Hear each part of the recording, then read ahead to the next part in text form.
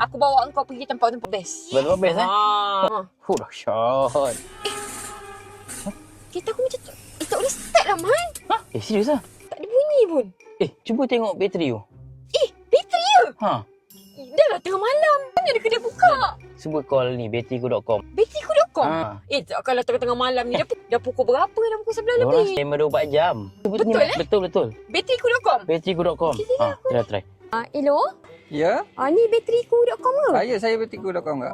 Ni kereta saya ni, bateri.com kat tepi jalan. Dari mana tu kak? Dekat Iskandar Puteri. Saya datang ke sana ya. Okay. Saya tunggu Alright, baik. Uish. Cepat lah. Ya. Kita cover 24 jam. 24 jam. Ya, 24 jam. Nasib Semua baik. saiz bateri ada, tak ada masalah. Tayar pancit, kita boleh tukarkan tayar spare. Minyak habis pun kita boleh topakkan minyak. Dahsyat lah Kira tengah malam pun kat mana-mana pun ada. Ya, kat mana-mana ya kita. Saya cek dulu kak Okay. bateri akak dah tak okey ni kak. Tinggal 39% dah kak. Aduh, patut tak hidup ni. Ya betul. Kena ganti baru. Kena ganti baru Kalau kak. ganti baru tu, dia just tersembunyi ke macam Tak mana? ada. Kita hanya harga bateri saja. Pemasangan, penghantaran percuma kak. Percuma? Ya, percuma. Ni kalau bateri macam ni agak-agak berapa? Kalau yang untuk NS60 248 kak siap bateri. 248? Ya. 248 ganti. Okey pak. Okey kak, ni kita bawa brand Astra. Sesuai untuk kereta akak lah. Okey. Ada punya bateri. Untuk bateri Astra ni kita ada cover sehingga RM7,000. Selama 1 tahun lah. Kira brand Astra ni bawa bateri.com? Ya, memang daripada bateriku sendirilah.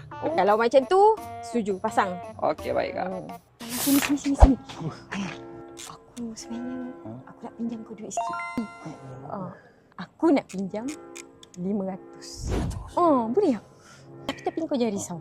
Aku ganti kau balik 510. Wow. 510? Untung kan? Untung.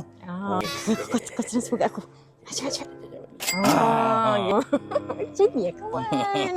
Sekejap aku bayar Okey kak, dah siap Okey. Lepas tu lagi satu kak, untuk waranti kita cover untuk satu Malaysia kak. Saya kata awak akan kena masalah apa-apa dekat JB ke, dekat Kuantan ke, Perak ke, Terengganu ke, akak boleh call nombor hotline kita. Call je? Call je. Siap ada waranti ya? Ya betul. Okey. Baik. Itulah. Dana dah keluar hari ni banyak. Jadi aku tak jadi nak bawa kau keluar. Jadi kau keluar. Aku kena keluar. Keluarlah. Aduh. Bukan guna duit aku ke? Kau kan aku pinjam je. Pergi keluar. Alah nasib. Abang jalan kaki ke? Ya siap bang. Nak saya hantar balik ke? Boleh bang? Boleh. Bateri.com macam-macam servis ada kan? Maksudnya kita sapu bang. Lagi-lagi orang memerlukan macam abang. Memerlukan bantuan.